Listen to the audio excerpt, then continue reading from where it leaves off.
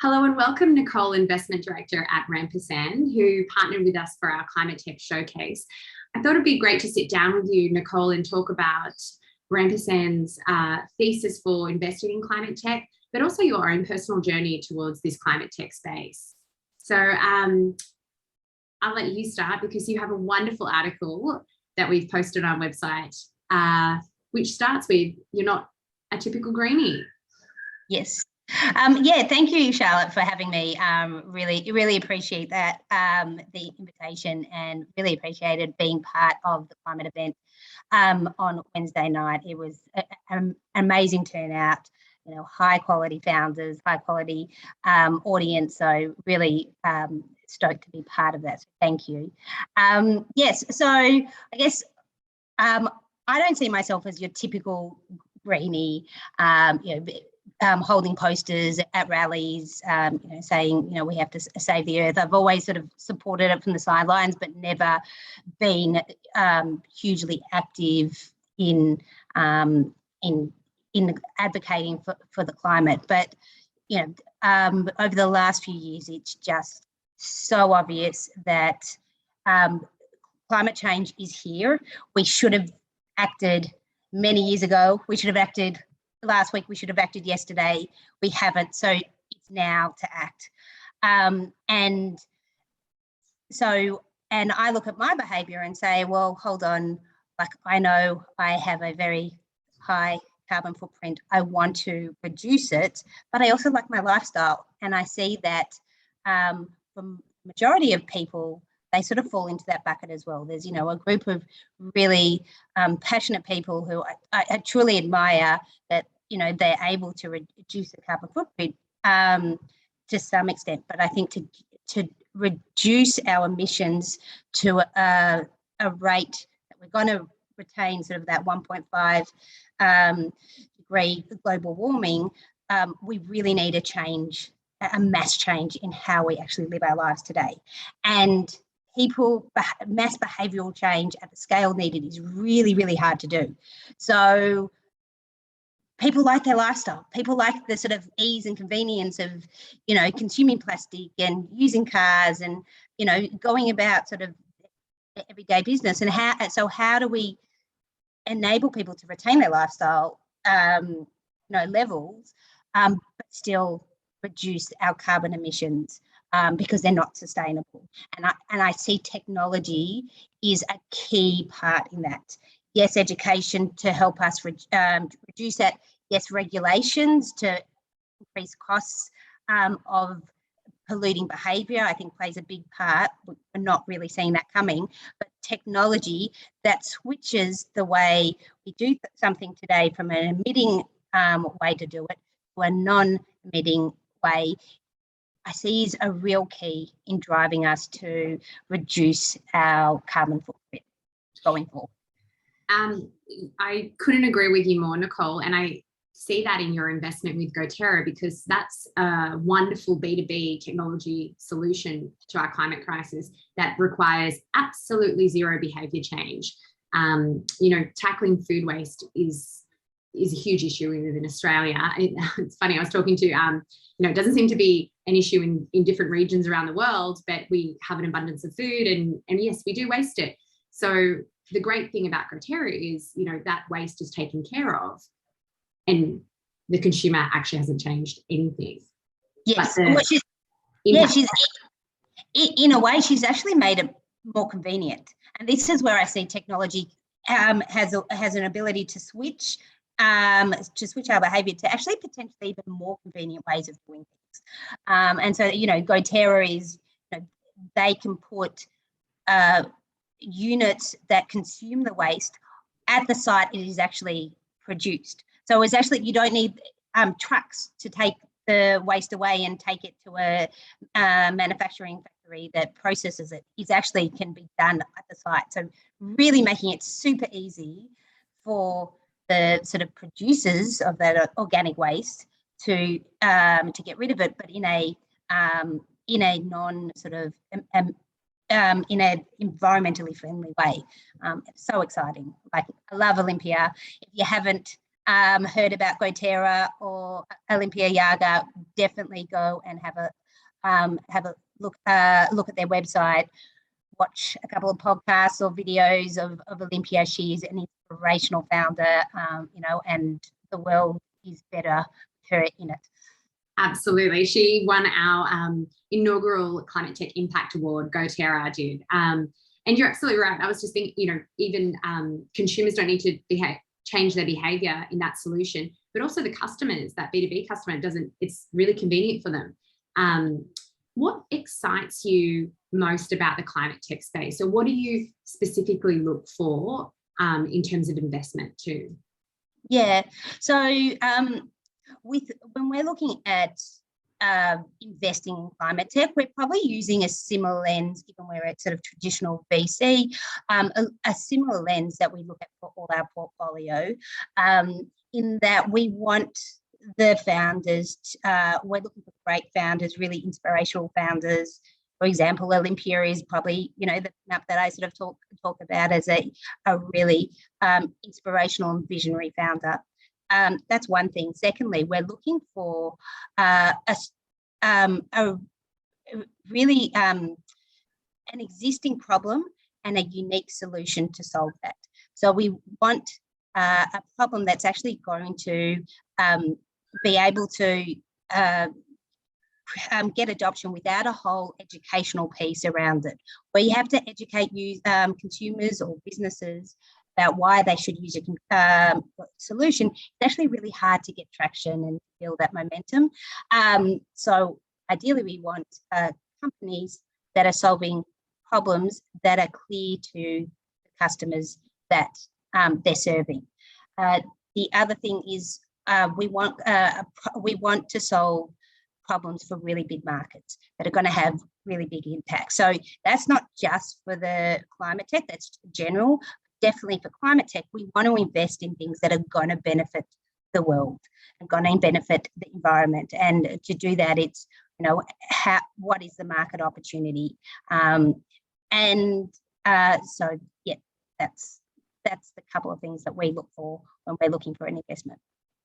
No, that's really good to hear, because I guess you would be aware in this climate tech space, people will have, or founders will have, incredible ambitions to solve the big climate change crisis, but it has to be solving customer problems first and foremost, and yes. And look to those markets. What markets do you see that you're working with?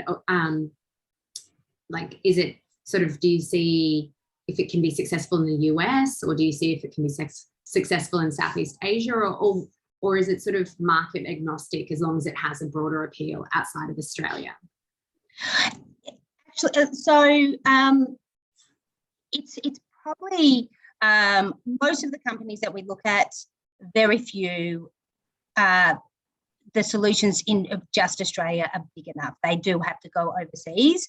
What we find is often the language similarities and the cultural similarities between predominantly English-speaking countries is where most of our portfolio, or the founders that we see, are looking to move into next. So the UK, the US, potentially Singapore, is where most of our companies looked to move to overseas as sort of the next stage after Australia, or even before they've mastered Australia. If they see there's the real opportunities overseas, they'll go straight there, which is really exciting. I think in climate tech particularly, the regulations more advanced in Europe, and there's probably corporations as well are more advanced around moving towards a net zero world.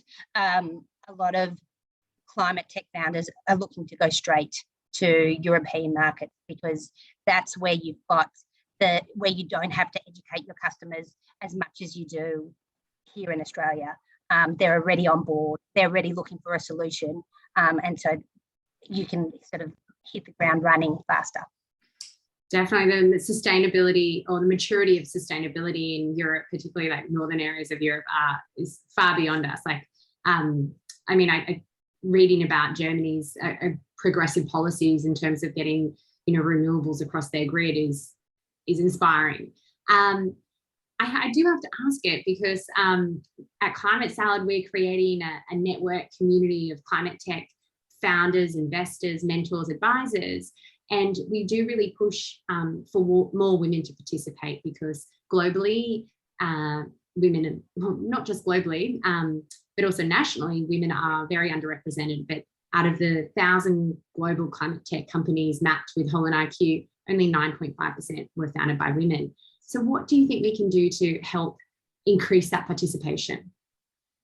Yeah, unfortunately, it's not isolated to climate tech. It's across the whole, the whole world of technology, and particularly sort of VC-backed technological companies.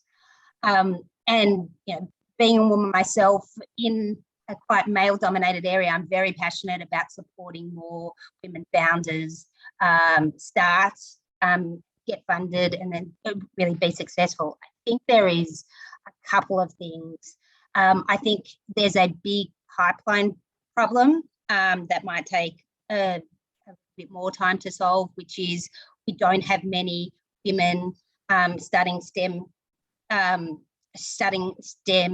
subjects at school and then into university, and then there's a drop off when they go into the workforce, so they're not getting the skills or experience that they need to start a tech-based company, and then through that they're also not building the networks that need to even be a non-technical founder in a technical business.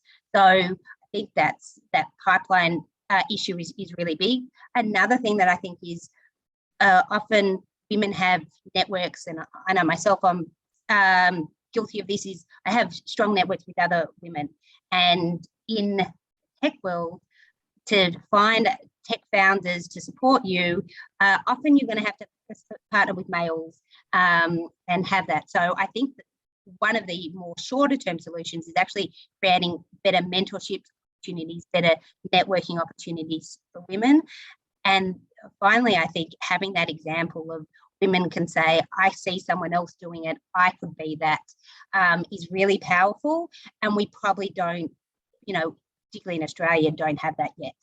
We have a couple of really successful women founders of tech companies like Canva, but in the climate tech space, I'm not aware of, apart from Olympia, but on a sort of mass scale, at the sort of success level that Canvas don't have that. And so I think sort of women probably slightly select out, unfortunately. So I think there is a couple of things. There's great generalist women founder support programs. There's grants coming from the Victorian government, from the New South Wales government for women founders. So I think tapping into those opportunities and those networks are really powerful. So I think there are a couple of shorter term ways we can help solve it, but I also think longer term it's part of a sort of broader society level problem that we have to solve. Absolutely. And that was one thing we were particularly proud of at the Climate Tech Showcase in Melbourne, the wonderful diversity in founders that were represented. And of course, in the climate tech investors such as yourself. So thank you for being a great woman leader in the climate tech space, because I agree, we need more role models and heroes to aspire to help create that funnel and to create that pull towards climate tech and STEM. Yes. And just finally, what really excites you about the climate tech space? Oh, look, I see there is, my role as a VC is to identify big problems that have huge and urgent needs to be solved, because there's lots of opportunity to make a lot of money in those spaces. And I just look at the world, I look at the environment and say there are huge problems with the way we are going about our everyday lives. It needs to be solved. It can be solved through technology. There is technology that exists today. There is technology that is yet to exist that needs to be supported and funded. And so I see there's huge opportunity, and therefore there's huge opportunity to make really large returns for our investors, but also for our environment as well. So for our environment, for our children and our children's children, I think there's just huge opportunity to really change the game and benefit everyone. Thank you so much, Nicole. And you're absolutely right. I mean, in your article, you mentioned, you know, the Great Barrier Reef is going through its 4th mass coral bleaching since 2016. We've experienced an inundation of floods and natural disasters. Antarctica experienced its highest temperature in March, 38 degrees Celsius above average. But there are solutions, and there's people like you and investment firms like Rampersand that are really stepping up and seeing the enormous opportunity before us. And it does fill me with so much hope. So yes. Thank you so much, Nicole. No, thank you. And thanks to Climate Salad for all the support that you're giving the climate tech industry in Australia. It's amazing, the traction, the network that you built. I really appreciate it, and look forward to working and partnering with you in the future. Wonderful. We do too.